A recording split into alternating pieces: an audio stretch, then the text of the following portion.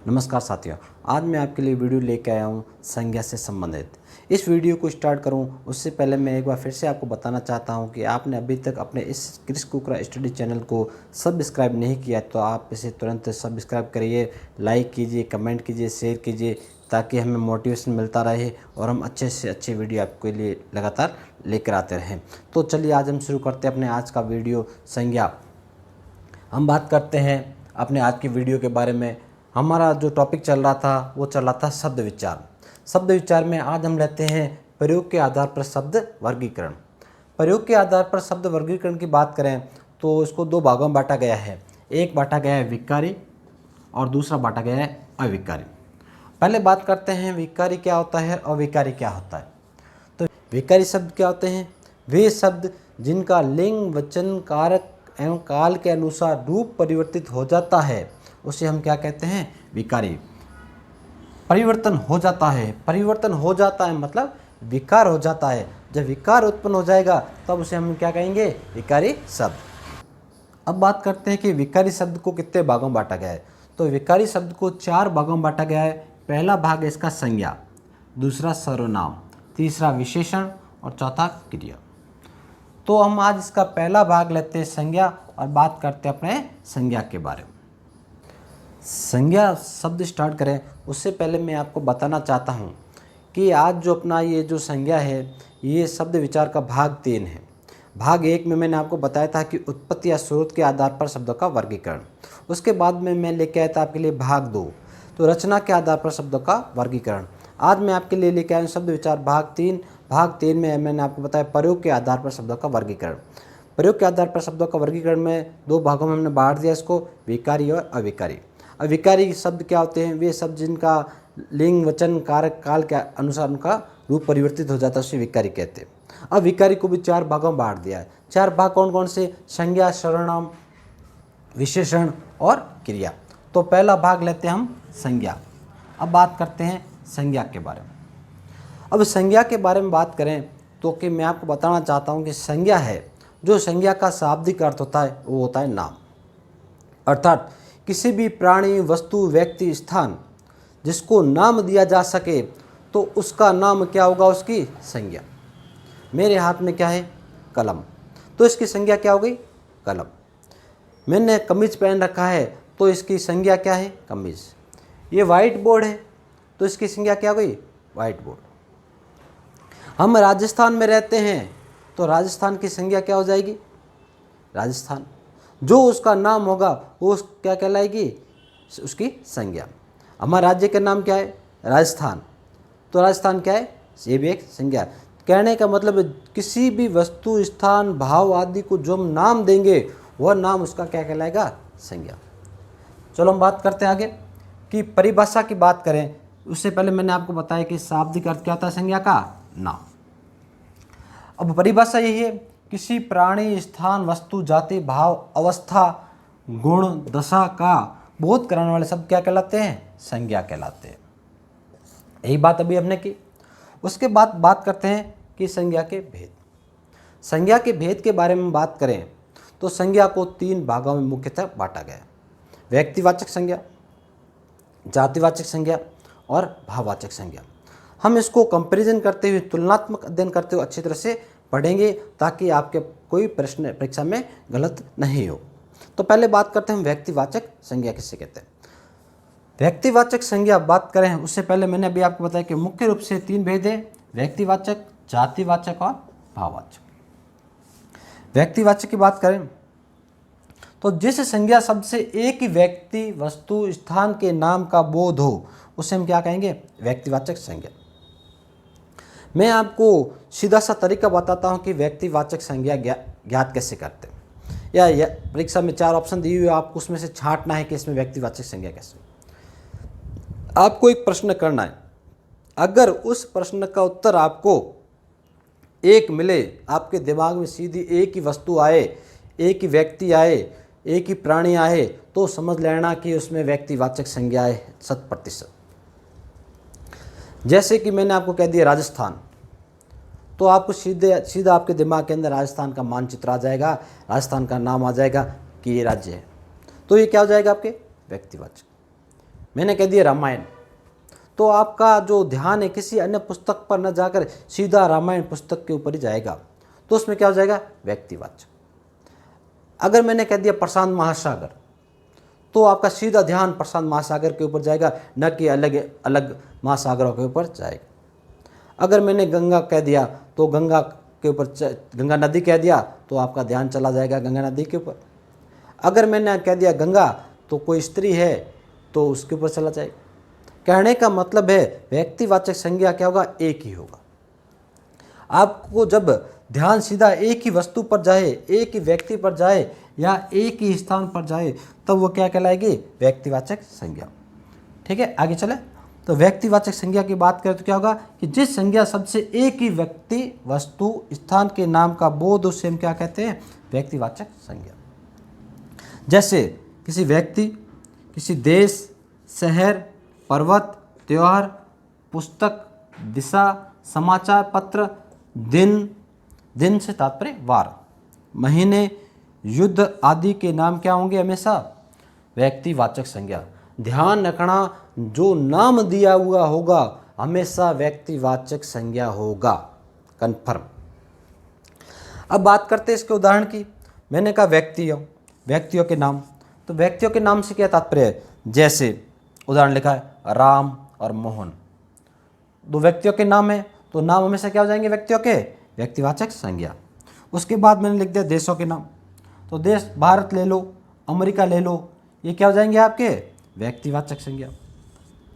उसके बाद मैंने लिखा पर्वत, तो पर्वत ले लो, हिमालय ले लो, एटलस ले लो, अरावली ले लो, जो भी इनके नाम दे रखे हैं हमेशा क्या होंगे, आपके व्यक्तिवाचक संज्ञा। उसके बाद हम बात करते हैं त्यौहार। कोई भी त्यौहार दे रखा है, उसका नाम है, चाहे होली, दीपावली, रक्षाबंधन, कुछ भी दे रखा है, नाम है, तो हमेशा आपके क्या होगा, वो व्यक्तिवाचक संज्ञा। उसके बाद बात करते हैं पुस्तक। तो पुस्तक कोई भी, गीतांजलि, महाभारत, रामायण, जो भी पुस्तक है उसका नाम दे रखा है, नाम देते ही आपका ध्यान सीधा उस पुस्तक पर जाएगा और एक ही वस्तु पे जाएगा, यानी कि एक ही वस्तु पे जाने का ध्यान मतलब है आपका, वह क्या है, व्यक्तिवाचक संज्ञा। उसके बाद हम देखते हैं दिशा। दिशा ले लो, पूर्व, पश्चिम, उत्तर, दक्षिण, जो भी दिशा दे रखा, नाम दे रखा, वो क्या हो जाएगा आपके, हमेशा व्यक्तिवाचक संज्ञा। उसके बाद में समाचार पत्रों के नाम, पत्र पत्रिकाओं के नाम हमेशा किस में आएंगे, व्यक्तिवाचक संज्ञा में। तो इंडिया टुडे, क्रिकेट सम्राट, जो पत्रिका का नाम दे रखा है वो क्या आएगा, आपके व्यक्तिवाचक संज्ञा में। उसके बाद समाचार पत्र, जो भी समाचार पत्र हैं, जितने भी हैं, उनके नाम हमेशा किस में आएंगे, व्यक्तिवाचक संज्ञा। जैसे यहाँ दे दिया मैंने उदाहरण, राजस्थान पत्रिका। उसके बाद हम बात करते हैं दिनों की। दिनों से तात्पर्य है वार।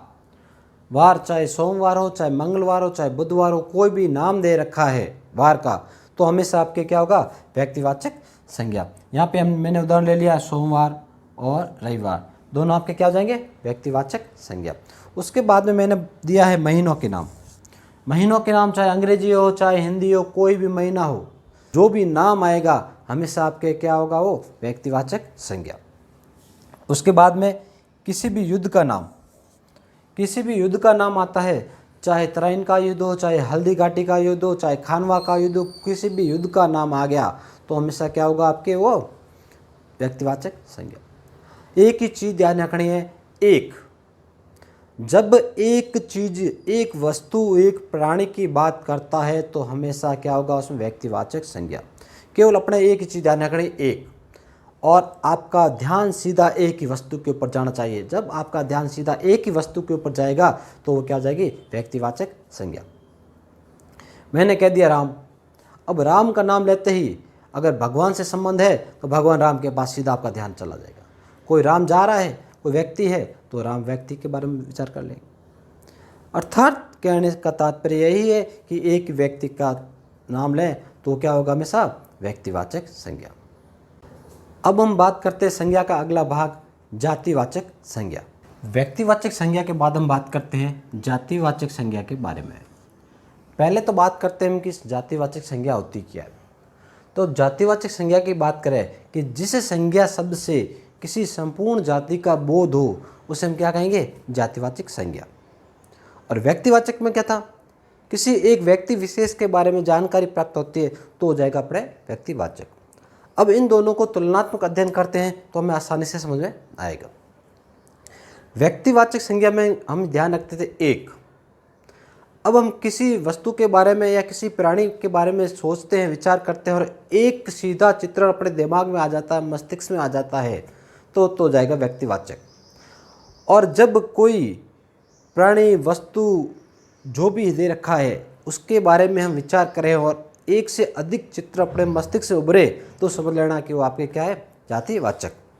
जैसे मैंने कह दिया पर्वत। अब पर्वत की बात करें तो अनेक सारे पर्वत एक साथ अपने दिमाग में आ जाएंगे। अरावली पर्वत भी आ जाएगा, हिमालय भी आ जाएगा, माउंट एवरेस्ट भी आ जाएगा। अगर मैं आपको कहूँ कि अरावली, तो अरावली का नाम लेते सीधा आपके दिमाग में, मस्तिष्क में केवल अरावली ही आएगा। और पर्वत कहने पे क्या होगा, बहुत सारे अलग अलग जो पर्वत है जिनके नाम है वो आपके मस्तिष्क में आएंगे। जब अनेक सारे नाम आपके मस्तिष्क में उभरेंगे तब समझ लेना वो आपके क्या होगा, जातिवाचक संज्ञा। और एक ही वस्तु, एक ही चित्रण आपके मस्तिष्क में उभरे तो समझ लेना वो क्या, व्यक्तिवाचक संज्ञा। ये दो ही चीज़ें ध्यान रखनी है, एक का मतलब व्यक्तिवाचक और एक से अधिक होते ही आपके क्या आ जाएगा, वो जातिवाचक संज्ञा। अब बात करते हैं जातिवाचक की परिभाषा।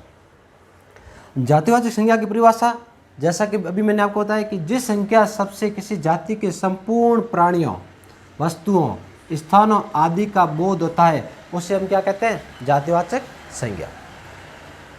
जिस संज्ञा सबसे संपूर्ण जाति का बोध हो जाए, इसके नाम से स्पष्ट है, जाति। अब जाति किसकी, संपूर्ण जाति किसकी, प्राणियों की, वस्तुओं की, स्थान आदि जो भी दे रखे हैं उनका बोध होता है तो क्या जाएगा आपके, जातिवाचक संज्ञा। और एक ही व्यक्ति विशेष हो तो हो जाएगा आपके व्यक्तिवाचक। अब जैसे पर्वत, अभी मैंने आपके उदाहरण बताया, पर्वत का नाम लेते ही बहुत सारे पर्वत आपके दिमाग में आएंगे तो आपके क्या हो जाएगा, वो जातिवाचक, क्योंकि सभी पर्वतों को मिला के एक पर्वत जो नाम बन रहा है वो एक जाति बन रही है, क्या हो गया आपके, जातिवाचक। अब पक्षी का नाम लेते ही अनेक प्रकार के पक्षी उसमें सम्मिलित हो जाते हैं तो संपूर्ण पक्षियों की जाति को दर्शाता है, इसलिए क्या जाएगा, ये जातिवाचक। उसी प्रकार नगर नाम लेते ही आपके क्या हो जाएगा, जातिवाचक। और किसी नगर विशेष का नाम मैं ले लूँ, जैसे मैंने कह दिया राजस्थान, तो राजस्थान पर्टिकुलर शब्द आते ही आपके वो क्या हो जाएगा, व्यक्तिवाचक। अब अगला उदाहरण है लड़के, संपूर्ण लड़कों की जाति को ये संबोधित करता है। अनाज, संपूर्ण अनाज की जाति को संबोधित करता है, इस कारण ये क्या हो जाएगा, जातिवाचक। अब बात करते हैं इस जातिवाचक के भी दो उपभेद बताए गए हैं, कौन कौन से उसके बारे में हम बात करते हैं। पहली बात करते हैं समूहवाचक या समुदायवाचक। दूसरा प्रकार बताया आपके पदार्थवाचक या द्रव्यवाचक। अब इसको हम कैसे याद रखेंगे, पहले तो हमें देखना है कि जो वस्तु दे रखी है, प्राणी, स्थान जो भी दे रखा है आपके क्या होना चाहिए, जातिवाचक। अब आपको कंफर्म हो गया कि जातिवाचक है, उसके बाद में क्या करना है, अब वो समूहवाचक कैसे होगा या फिर पदार्थवाचक कैसे होगा। तो आप एक ही चीज़ दिमाग में रखना कि जो जातिवाचक संज्ञा दे रखी है अगर वो गिनने योग्य है, उसको गिना जा सकता है तो हमेशा वो आपके क्या होगी, समूहवाचक। और जो जातिवाचक संज्ञा है उसको मापा या तोला जा सकता है तो हमेशा आपके क्या होगे, पदार्थवाचक या द्रव्यवाचक। हम बात करते हैं आगे समूहवाचक। पहला बात करते हैं समूहवाचक। तो वह जातिवाचक संज्ञा जो किसी समूह का बोध करवाती है उसे हम क्या कहेंगे, समूहवाचक संज्ञा। जैसे पशु, पक्षी, फल, फूल, नगर, शहर, परिवार, नदियाँ, सागर आदि। अब जैसा कि मैंने अभी आपको बताया कि जिस वस्तु को गिना जा सकता है उसे हम क्या कहेंगे, समूहवाचक। मैंने आपको उदाहरण बताए, पशुओं को हम गिनेंगे, पक्षी को भी गिनेंगे, फल, फूल, नगर, शहर, परिवार, नदियाँ, सागर, ये सभी गिने जा सकते हैं। अब जब इनको गिना जा सकता है तो हम मानेंगे इनको समूहवाचक, एक समूह को इंगित करता है। अब हम बात करते हैं द्रव्य या पदार्थवाचक संज्ञा। किसे कहते हैं, वह जातिवाचक संज्ञा जिसे मापा या तोला जा सकता है। जैसा कि अभी मैंने बताया, अगर गिनने योग्य है तो जाएगा समूहवाचक, और जातिवाचक संज्ञा जिसे मापा या तोला जा सकता है तो आपके क्या हो जाएगा, द्रव्य या पदार्थवाचक। जैसे मिठाई। अब मिठाई शब्द है, अनेक सारी मिठाइयों को एक साथ में एक जाति के रूप में दर्शाता है, तो कन्फर्म है कि वो आपके क्या हो जाएगा, जातिवाचक। अगर मिठाई के अंदर आपको पूछा है कि जातिवाचक का भी कौन सा भेद है, तो जातिवाचक का भी कौन सा भेद है, तो हम मिठाई को देखेंगे, गिनेंगे या तोलेंगे। तो आपको मालूम है कि मिठाई हम दुकान से लाते हैं तो तोल के लाते हैं। अब तोल के लाते हैं तो इसका मतलब क्या हो जाएगा, ये आपके द्रव्यवाचक या पदार्थवाचक। उसी प्रकार अनाज, इसको भी तोला जाता है, तो ये भी आपके क्या हो जाएगा, द्रव्यवाचक। दाल, चांदी, पेट्रोल, पेट्रोल को भी मापा जाता है, चांदी को तोला जाता है और दाल को भी तोला जाता है, इसलिए किसके उदाहरण जाएंगे, द्रव्य या पदार्थवाचक। इस प्रकार ये हो गए आपके जातिवाचक। एक बार फिर से देखते हैं व्यक्तिवाचक और जातिवाचक को कंपैरिजन करते हुए, तुलनात्मक करते हुए। व्यक्तिवाचक एक ही नाम ध्यान में रखना है, अगर एक ही नाम आता है और विशेष तो आपके क्या हो जाएगा, व्यक्तिवाचक। एक से अधिक उत्तर आपके दिमाग में आ जाए तो क्या हो जाएगा, आपके जातिवाचक। दो भेद जातिवाचक है, जातिवाचक है और गिनने योग्य है तो आपको जाएगा समूहवाचक, और गिनने योग्य नहीं है तो आपके क्या हो जाएगा, वो पदार्थवाचक या द्रव्यवाचक, क्योंकि उसे मापा या तोला जाएगा। उसके बाद हम बात करते हैं तीसरा, भाववाचक संज्ञा। भाववाचक संज्ञा किसे कहते हैं, कि जिस संज्ञा शब्द से प्राणी और वस्तुओं के गुण धर्म, दशा, कार्य, मनोभाव आदि का बोध हो, उसे भाववाचक संज्ञा कहते हैं। अब भाववाचक संज्ञा के लिए आप एक ही चीज ध्यान में रखना। क्या ध्यान रखना है, आपको ध्यान में रखना है महसूस, फीलिंग। कभी भी प्रश्न दिया गया हो परीक्षा के अंदर और आपको पूछे कि भाववाचक है, व्यक्तिवाचक है या जातिवाचक है, एक ही चीज ध्यान में रखनी है, अगर उसको आप महसूस कर सकते हो तो 100% रूप से आपके क्या होगा, भाववाचक। प्रश्न के अंदर हमेशा दिया हुआ ऑप्शन है और उसको हम महसूस कर सकते हैं तो क्या हो जाएगा आपके, वो भाववाचक। इसकी परिभाषा ये है कि गुण धर्म दशा कार्य मनोभाव मन के भाव आदि का बोध, उसे हम क्या कहते हैं, भाववाचक संज्ञा। जो भाव होंगे, भाव को हम देख नहीं सकते, उसको महसूस कर सकते हैं, तो महसूस करेंगे तो क्या हो जाएगा अपने आप में, भाववाचक संज्ञा। क्लियर।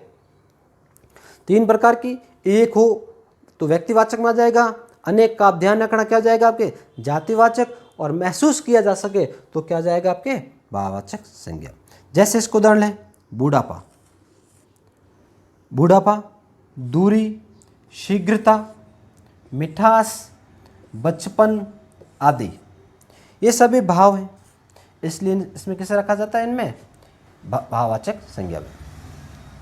अब ट्रिक की बात करें तो मैं आपको ट्रिक भी बताता हूं इसके बारे में, कि जिन शब्दों के अंत में ई, आई, तव, ता, पन, पा, हट, वट, इमा व आस प्रत्यय हो तो हमेशा आपके क्या होगा, वो भाववाचक संज्ञा।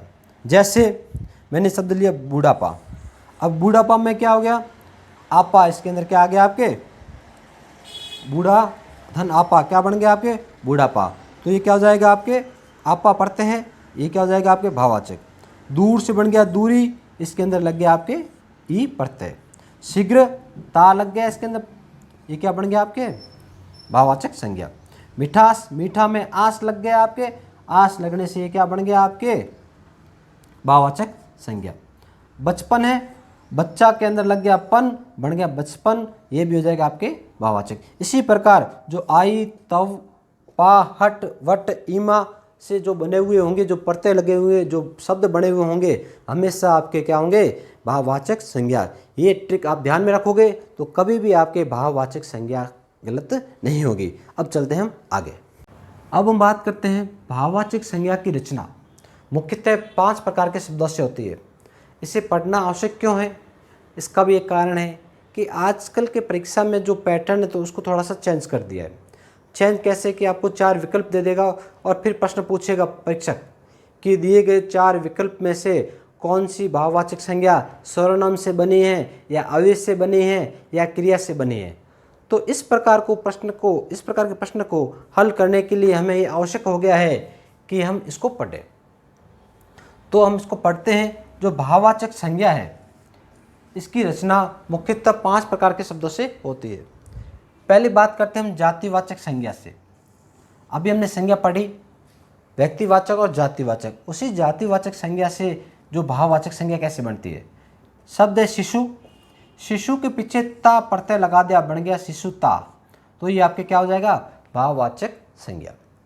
शब्द है मित्र, ये आपके जातिवाचक और इसके पीछे भी ता प्रत्यय लगाते हैं, आपके क्या बन गया, ये भाववाचक संज्ञा बन जाएगा मित्रता।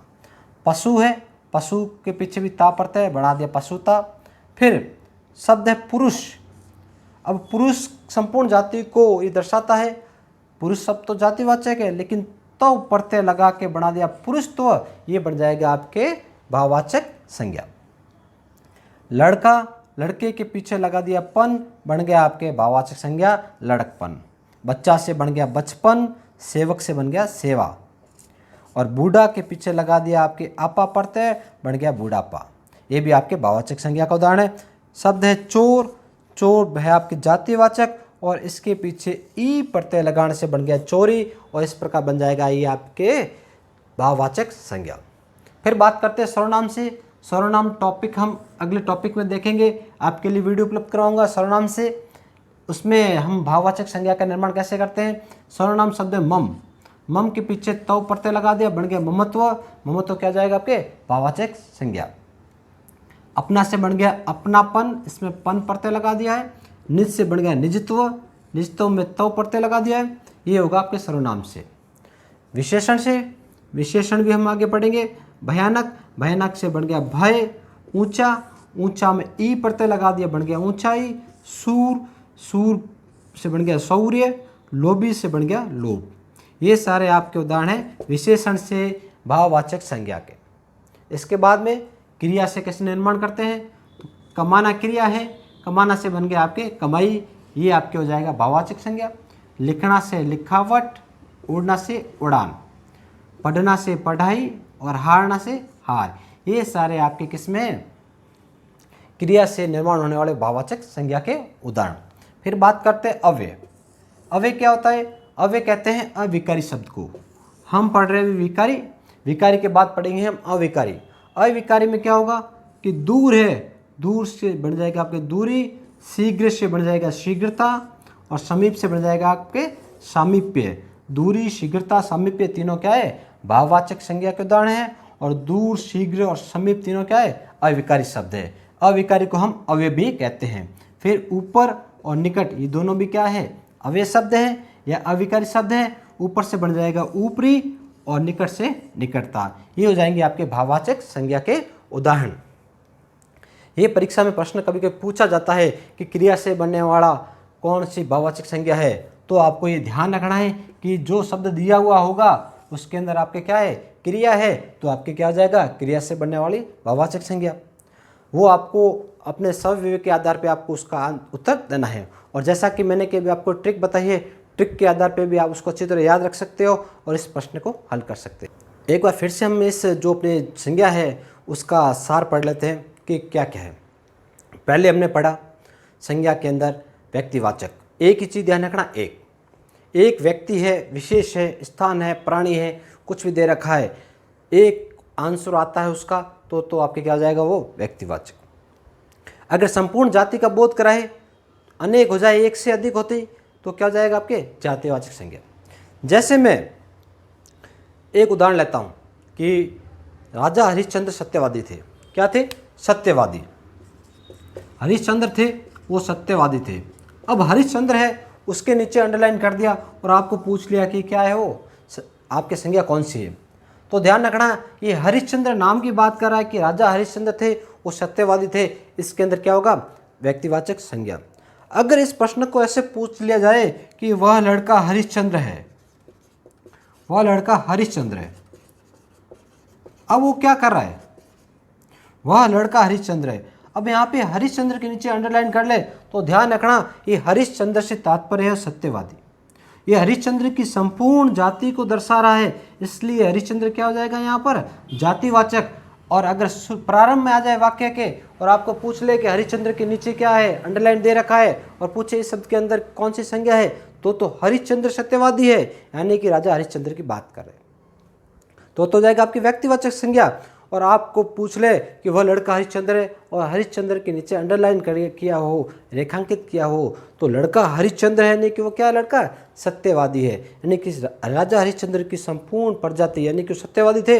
अब लड़कों की संपूर्ण प्रजाति जो सत्य बोलती है उसको दर्शाती है, तो वो क्या जाएगा आपकी जातिवाचक संज्ञा। इसी प्रकार एक वाक्य दिया हुआ है कि लक्ष्मी जी भगवान विष्णु की पत्नी है।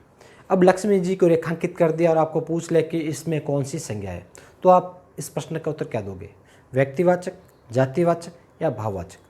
तब हम क्या करेंगे कि जब वो जो शब्द दे रखा है लक्ष्मी जी उसके बारे में विचार करते हैं तो हमें सीधा ही हमारा ध्यान भगवान विष्णु की पत्नी की तरफ जाता है, धन की देवी की तरफ जाता है लक्ष्मी जी, तो सीधा ध्यान एक की तरफ गया है, तो आपके क्या हो जाएगा वो व्यक्तिवाचक संज्ञा।